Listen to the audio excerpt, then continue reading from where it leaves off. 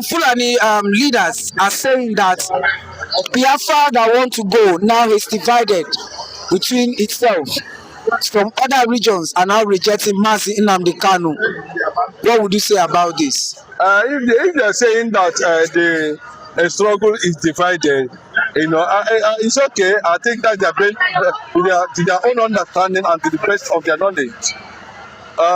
If you look at freedom fighting around the world, they also face challenges from Mahatma Gandhi, Nelson Mandela, so many of them like that. What is this guy from France? Charles something, if I can remember his name. A lot of them faced a lot of challenges. But let me tell you, anybody that's telling you that Biafra is divided, did he divide it with knife? What did he divide it with? Biafra is still there. The quest for the struggle is continuing.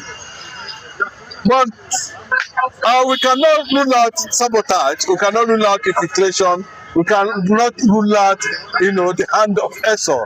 We know all those things. Mazi Nnamdi Kanu knows that such things will come when in a situation like this. So he prepared himself very well. But the only thing is that, going this extreme to try to see how they are going to use somebody to poison him in Sokoto prison. That will not be acceptable. Some people that are being used by state governors of the Eastern Extraction and some other people who feel that, Mazi Nnamdi Kanu has become too much and too popular. Mazi Nnamdi Kanu has become, there's nothing you talk about Igbo people, Igbo as a nation, Biafra as a nation, South as a nation, Southeast as a nation today. The first thing that comes to your mind is Mazi Nnamdi Kanu. That's not how you would do it. The guy has plastered and registered legacies in the sands of time. Nobody, Mazi Nnamdi Kanu has made history as the only single voice, resistant element to have ever dashed the Islamization agenda, apart from the one that Ojukwu did. If not that Ojukwu fought, maybe we will be under total conquest of Islam today in Biafra land. Or we'll be having 50% Muslim, 50% Christians. All right. What are the DOS? Because we hear that Mazi Nnamdi Kanu has sacked the DOS of they may start, and there's no two ways about it. And yes, that's what until Mazi Nnamdi Kanu comes out and do otherwise or say otherwise. Anybody that is sacked is sacked. Should pack and get out. We don't need you. Since 2017 till now, what have you contributed to the struggle? You are just an empty shadow. And you operate in shadows. You don't know where you're coming from. To the extent that you compromise, Mazi Nnamdi Kanu's wife has been compromised. Mazi Nnamdi Kanu has lost his wife the way Nelson Mandela lost his own wife. It tells you that Biafra is coming. It tells you that the struggle is real. It tells you that Mazi Nnamdi Kanu is not in the same radar with Wazirike. It tells you that Mazi Nnamdi Kanu is not in the same radar with all the DOS sacked. They are not in the same radar. All those guys are claiming this. I found IPOB and all that. Okay, we don't know them. And the Igbo people should also be careful. Why this narration is coming at this point? It's possible that it's planned to, destroy Mazi Nnamdi Kanu. Yes, these are signs. So, but their faces are known. People know them. Anybody that's standing against Mazi Nnamdi Kanu at this point in time is an enemy of people, of Biafrans who fought to stop Islam in Biafra land in 1967. And we must understand that very well. Whatever they call you, Mazi Nnamdi Kanu has lost his wife in this struggle, lost his parents in this struggle, lost everything he has in this struggle. But go to Sokoto prison today, he still remains the most celebrated, paying people's school fees while he's in Sokoto prison, taking care of families. Today, Hausas are celebrating him. The only people that are not celebrating Mazi Nnamdi Kanu are Nogoda.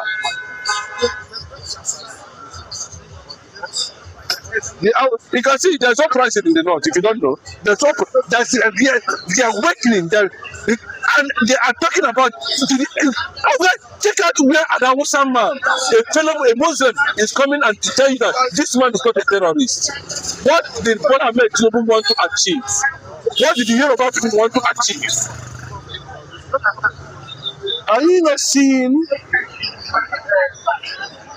another motive in what is playing out? How they bribe now? Bola Ahmed Tinubu is using the governor of Anambra State, Soludo, to infiltrate IPOB. But he didn't know that, he is in stage 1. IPOB is in stage 250. The people that are going to take over from Chris Obrago, the US continental, has been there. You cannot see them, you don't know them. Those people who are calling themselves Michael Desiemo or rubbish, the people they are working with are Mazi Nnamdi Kanu loyalists, but they don't know. Mazi Nnamdi Kanu is an intelligent concerned entity. Today, the Arab world is afraid of carrying out conquest in Biafra land because of Mazi Nnamdi Kanu. A lot of people have been questioning that. Why is it that some other nations are quiet? That it seems to be like it's only Israel that is talking about Biafra. But let me tell you, these are the two powerful nations currently now. And I can give you that Israel controls 88% of the world's security. And including America, Israel controls it. 88%. And I can give you. So if they wake up today, you can see a few days ago, there was a national protest for Biafra in Israel. The Israeli citizen joined the break-up protest. Break-up protest in Israel. What did Donald Trump do? Donald Trump is coming with a very confusing diplomatic approach. He mentioned Nigeria last week, Nigerians are still being killed by the same people. Go to Plateau, go to eastern part of the country, go to Ore Road, Benue, people have been murdered. So I don't know who is pushing this kind of narrative to Donald Trump. I don't know. So it's not acceptable. And I believe that Donald Trump knows what he's doing. That if I wake up one day and surprise the whole world, that's okay. But we are seeing a clear-cut move, legislation process with the Israeli government on the issue of Mazi Nnamdi Kanu's freedom. And of course, recognition is what we need. Biafra is still in existence up to today. But in the shadows, what we need is just recognition. And that is all. And we are quiet. Then on our own, we can decide to extend the referendum to anybody that wants to officially be part of this glory. Because it's going to be one of the strongest nations to have come out from the African soil. And having these powerful allies, the American and the Israel first, then all the allies of these two powerful nations on earth today become an ally of Biafra. And that is why you see that in Brazil, there was a constitutional engagement on Biafra in Brazil. In Austria, the same thing. In Italy, the same thing. In Rome, the same thing. In Sicily, the same thing. Okay? We are not talking about reserve African nations waiting on the spot already, like Burkina Faso. It's waiting. So it is not something, you are just looking at it from that angle. But when it happens, you know that, Biafra is not just standing alone. A lot of people are scared, saying that even if Biafra come, that the Fulani Janjaweeds that they have infiltrated into the southern eastern country and part of the country, that how will Biafra be able to defeat those that are already set up big up It's all what the veterans are saying, that if Nigeria breaks up, the North will suffer more. The North will just die natural deaths. And this will actually force the Fulanis to exit and go back to Punta Jalon. I'm telling you, go and mark it. Or they look for an alternative to come to Yoruba land and dwell. You know why?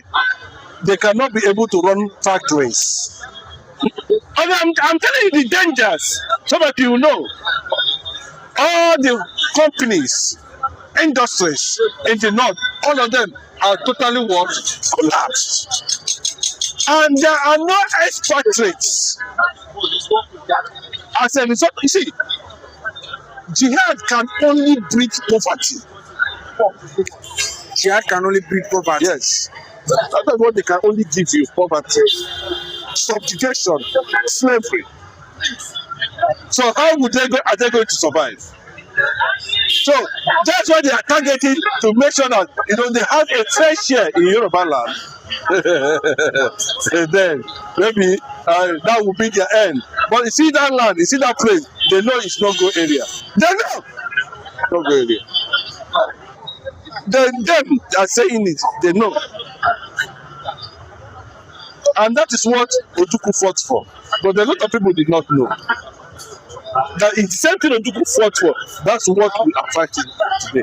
And that is the reason why that Igbo man has not been able to take up political position in Nigeria.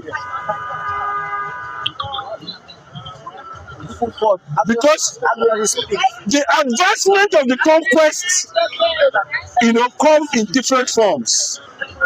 Politically driven, socially driven, economically driven. The economic aspect of it is just when you saw Operation Python dance, the patent Boko Haram being deployed in the Biafra land as unknown gunmen. Government come and they're not going to talk say that before the was talking about Boko Haram, so what time they say they are bandits. Now the same government narrative and then the same thing, the same agenda. There's no two ways about it. So they will face the same thing that the Igbo tribe faced immediately after the war. They are picking ashes, nylons on the streets to survive after they have collected everything from them from the bank. They destroyed the economy completely so that they will die of starvation. But Chukwu Okike Abiyama, you know what I mean? The God of Abraham that came from the loins of Jacob, Adam, said, they shall not die, they shall be fruitful. Not only be fruitful, they shall do what? Multiply and take over. Now would they go so? Take over. We'll take it. Because it does not belong. Just like the way he said took the land. We'll take it. And when we take it, we are going to be different. And that's why they are using all this DOS to cause a lot of confusion. But Mazi Nnamdi Kanu stands firm and say, you are sad and you remain sad. And remember, I will say, these 4 will make sure all their kids do not grow. You know the meaning? The Bible says that the world has 4 foundations. The world, this earth now, has 4 foundations. And each foundation, there's an angel position there. Yeah? This is the fourth DOS. They are the one that's going to take Biafra. Go and mark it. And that's where we are today. From Sokoto prison to Biafra land.